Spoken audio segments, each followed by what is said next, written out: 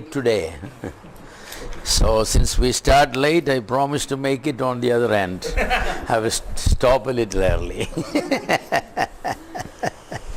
You cannot be late on both sides. That's not fair, right?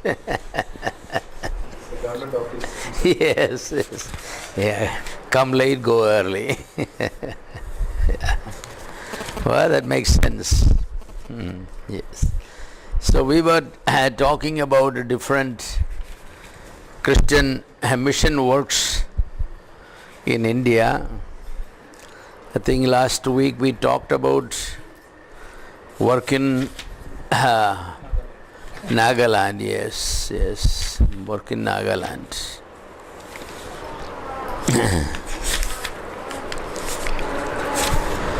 Well, we say a few words about Manipur. Manipur, the word means actually the jewel of India. Yes, it's like Manikyam, short Manipur, the jewel of India. It is not sure to which anthropological group the people of Manipur belongs to. There are a lot of theories. Some say they came from China. Well, could be. Others say they came from South India. Actually, the Meiteis, they don't look like the Chinese very much. But the Kukis and the Nagas who live in the hills, they of course look like the rest of the Mangaloid tribe. There are many Adivasi groups in Manipur, the Khumans, the Luwangs, the Meitei, the Moriangs, Nagas and Kukis. The Meiteis all live in the valleys. Some of you may have gone to Manipur. Manipur is a beautiful place. I love that place. Yes.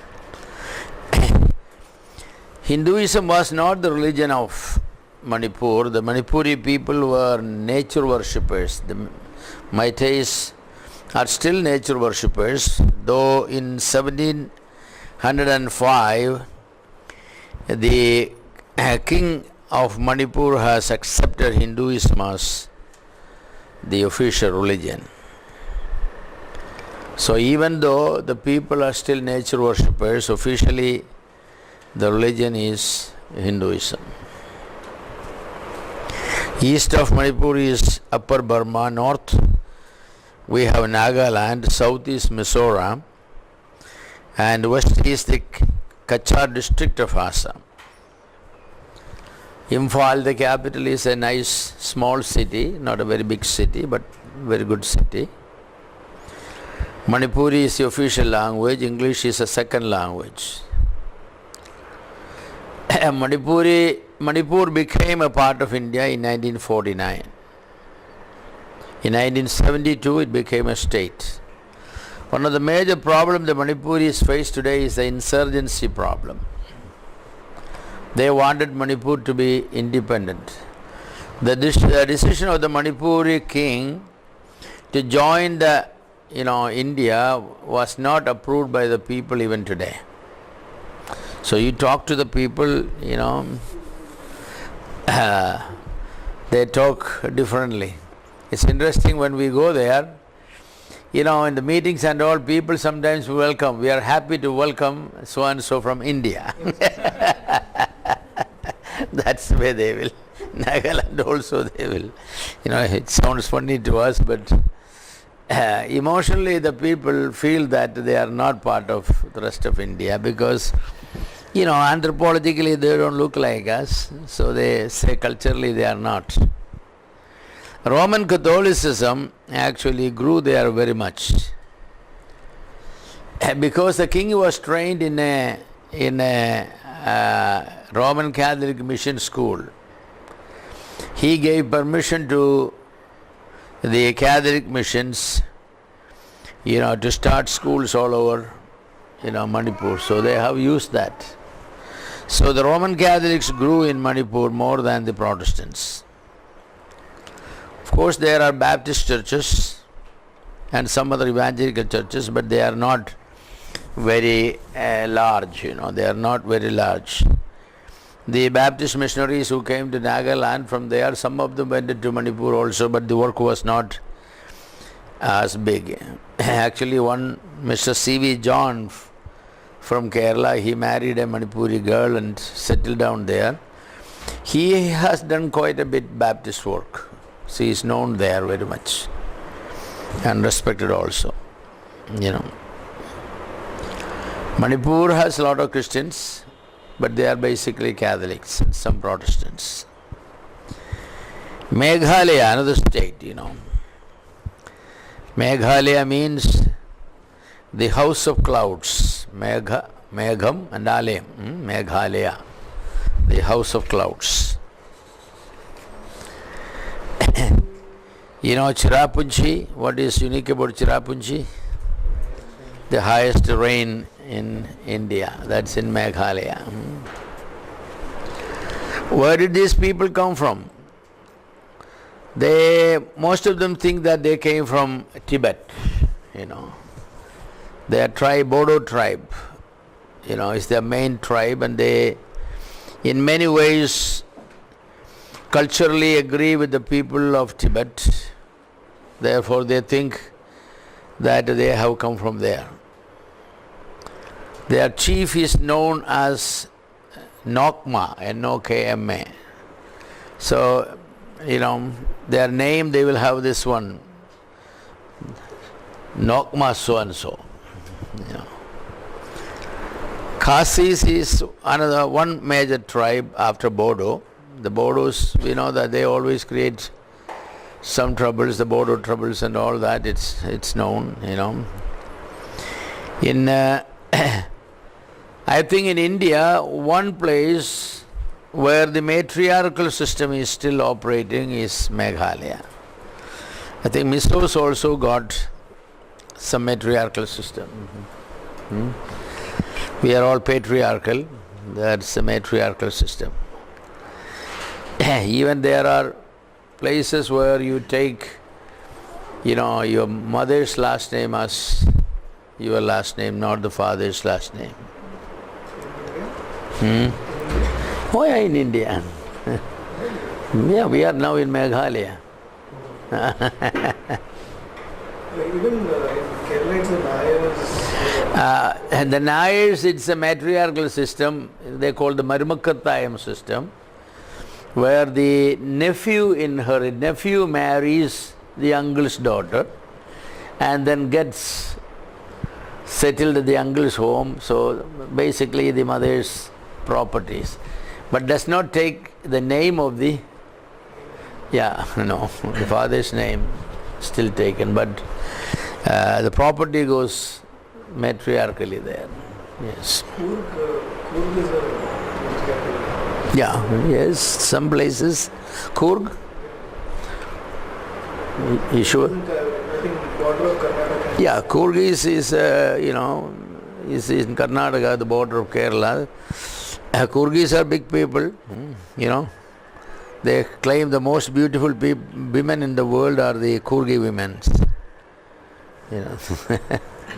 They believe, they have a story that, the Devas came down and had relationships and all that. Yes. Coorg is some famous Coorgis. Kariyappa, Timmayya, some of those great generals, they are all warriors. They are not afraid of people. Even today you go there, you feel they are big, tall, fellows. But the original Coorgis all live in Bangalore and other places. They have properties there, coffee estates. Plenty of Coorgi oranges and coffee estates they have. So, in the 19th century, the British brought the Khasis, the Garos and the Jaintians under the rule and added them to Assam. For a long time, the present Meghalaya area was part of the Assam. And then in 1972, Meghalaya became an independent state. Christianity is the major religion of Meghalaya. Shillong is the capital. We do not know exactly who evangelized Meghalaya, other than that the missionaries who came to Assam may have done it. But there's a lot of Christians there, Roman Catholics and Baptists, there are plenty. I just go only the Mizoram is another state. In 1987, Mizoram became an independent state. It's very mountainous areas. If you see that they're all big mountains, and you can see houses there, and sometimes the cars go above the houses, because the houses are on the slopes and the road goes above them.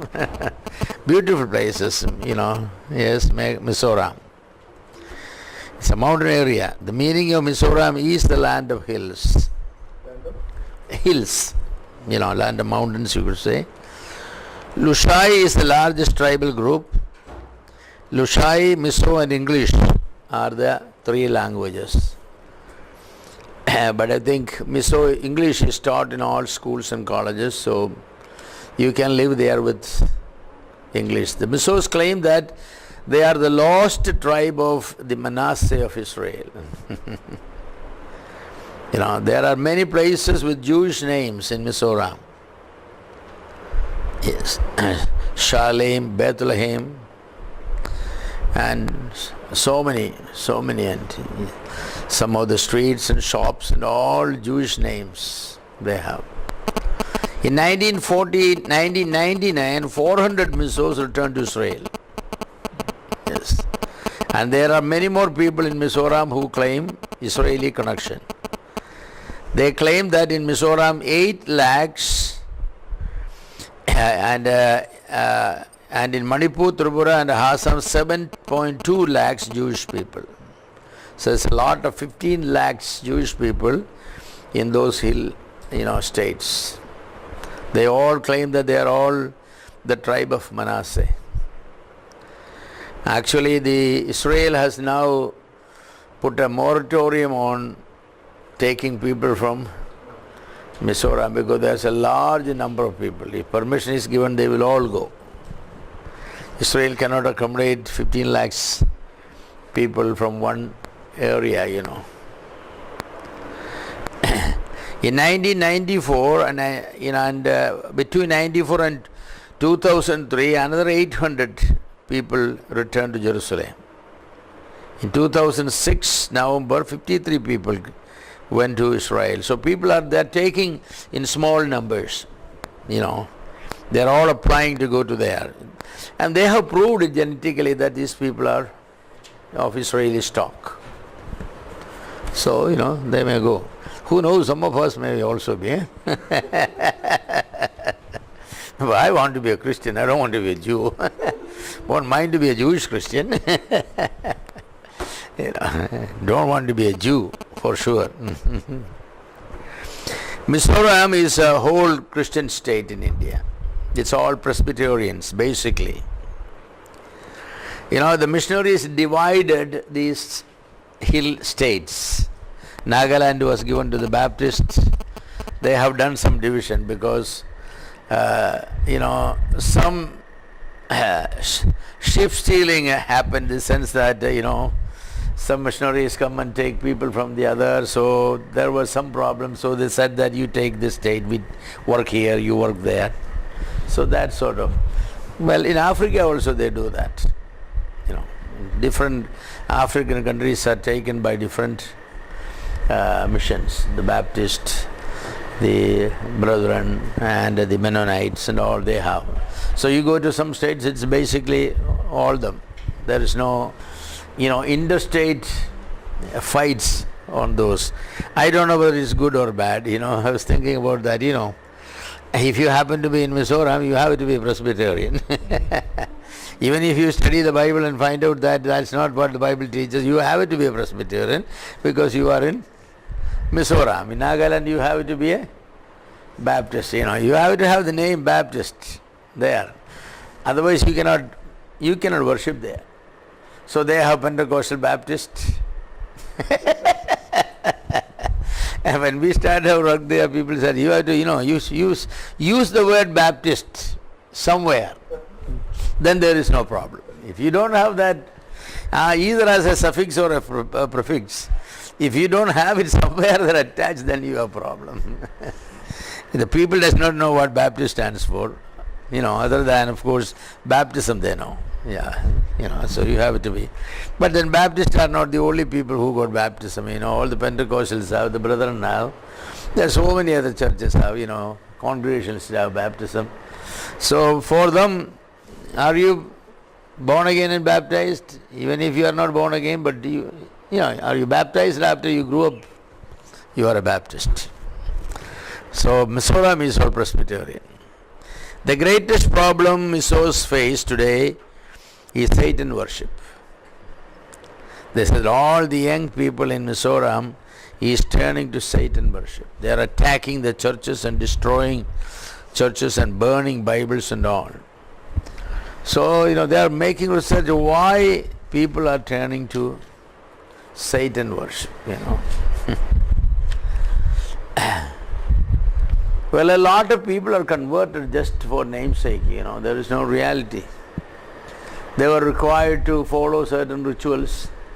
So when you are forced to follow certain rituals without any reality and you don't know why you are doing it, then you will feel a little more freedom with some of these cultic groups. At least they will give you freedom to do certain things that you are prone to do, like certain moral issues and all that. Most of these Satan groups, they allow you to do that. So young people like it. Here they insist on, like in Mizoram, they insist that, certain modern dresses you cannot wear. It has to be, from up to the ankles here, and, they have very strict dress codes and all. It's just one piece of clothes there. But the young people wanted the Western dress, So this satanic worshippers probably allow them to do some of those things. That may be. They don't know. They do research to find out why young people are turning to Satan worship. Anyway, Satan is worshipped everywhere, but this Church of Satan, that sort of thing. In Maharashtra, Bombay, we have Church of Satan? I don't think. In Kerala we have. Bombay also, South Bombay. They have?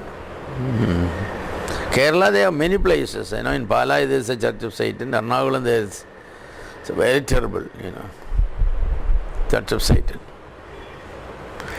You have to spit on the Bible, stand on the Bible. You have to stand on a cross, spit on it. Things, do very dirty things. Yeah, very dirty things. Anyway, Satan is not a gentleman. So, they cannot do things. So, Mizoram is there with the Presbyterianism. Arunachal Pradesh, Christianity is not big here. Roman Catholics are the major group. Polygamy is very common even among Christians in Arunachal Pradesh. The one book I read, they said that, they come for Mahmudis, the child baptism, children are brought sometimes.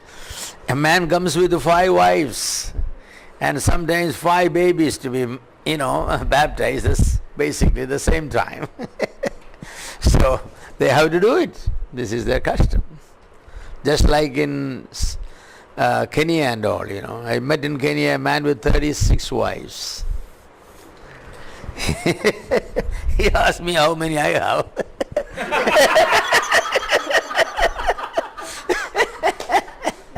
So I said, I have only one. He said, good. How many children do you have? I said, 5. You're good. You're not a man. He got over 100 children, Man, when you have 36 wives, you live as a rich man. So polygamy. And the people have a difficult time managing one. How can they manage 36? But one good thing, they don't live in the same house. You have to have different houses for everybody. Yeah. And certain distance have to be maintained, like maybe at least 500 meters or something, So that's required. So not everybody can have, there you have to pay dowry to the girl's father. Depends upon the social status of 1 cow, 5 cows, 50 cows. It's all cow. So, cows are very costly. So you can start living, no problem. That's the way. You meet somebody somewhere, you start living. But she is not officially your wife. If she dies, only her parents can bury her. You cannot bury her. But once you take a cow with you, visit the father-in-law, and if he accepts a cow and shake hand with you, then officially she becomes your wife. And if she die, you can bury. They cannot bury. There's some customs. So, well, he doesn't have to accept it. He doesn't have to accept it, no. He can demand, I want 20 cows. It depends upon the family status, the education of the girl.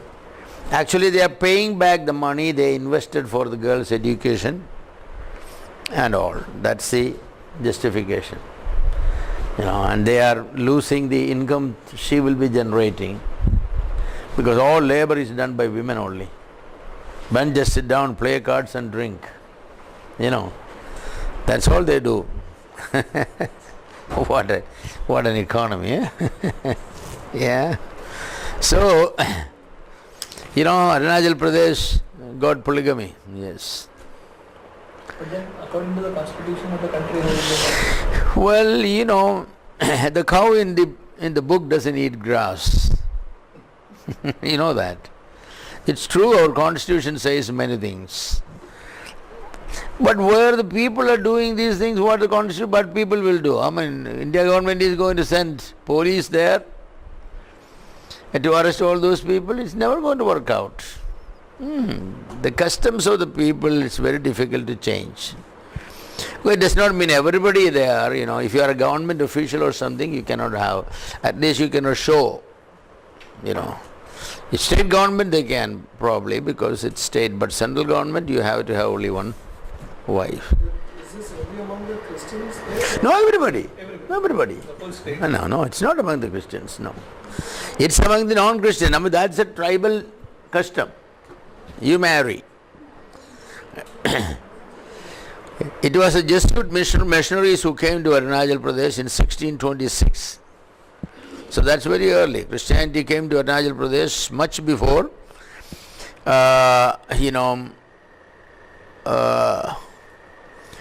before the king accepted Hinduism as the official religion. His name is Ahom Raj Rudra Singh. That's the name of the king. In 1700s, he accepted Hinduism as the official religion. But before that, 1626, almost 74 years before that, actually, Jesuit missionaries came. During the British rule, Protestant missions grew there, because the British people were basically Protestants, the Anglicans. So Protestantism grew there. Roman Catholics were refused permission in many districts by the Britishers. The American Baptists, Welsh Presbyterians, British Baptists, they were given permission to work.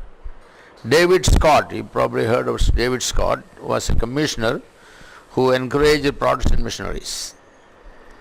So eventually in Assam, Manipur, etc., Protestantism flourished.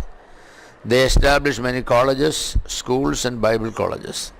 Sarambur, by a Baptist mission, who started it? William Carey. William Ward, Joshua Marshman, etc., they gave leadership to Protestant work in Bengal, and the work expanded to Assam and Meghalaya. One Krishna Chandra Pal from Sarambur mission contributed much to the work of Northeast. Chandrapal contributed much to the work in Assam. He translated Bible into Khasi language. In 87, New Testament was translated into Manipuri language. They started a school also in Guwahati. So this man, Chandrapal, definitely has done a lot, and they respect him. In 1836, American Baptist missions started work in the Brahmaputra Valley. In Chirapunchi, the Presbyterians started their work. Anglican missionary Robert Brown started work in 1804 in Guwahati. Tezpur in Assam became a major mission center. Sidney Eldon, who was a chaplain in the tea estates, in 1804 reached Tezpur and started schools which helped in evangelism. In 1870, the Lutherans started work in Bengal. In 1847, the Brethren started work in Assam. Captain James Gordon, who was head of the Darang districts, gave leadership to the Brethren work. Brother Merck worked along with Captain Gordon and established the first Brethren church in Brahmaputra Valley. Another missionary, Hazel Mayer, established an orphanage in Tezpur. So a lot of, work going. It's just information for us to know, some of these things. In 1905, a great revival took place in Khasi Hills. From 1903 to 1907, the revival fire kept burning. The Presbyterian church grew in Mizoram as a result of the revival. Presbyterian church grew in Manipur, Mizoram and Assam. According to a census of 1998, there are 2,568 Presbyterian churches in the Northeast. That's quite few. Today, almost all evangelical churches have work in Northeast.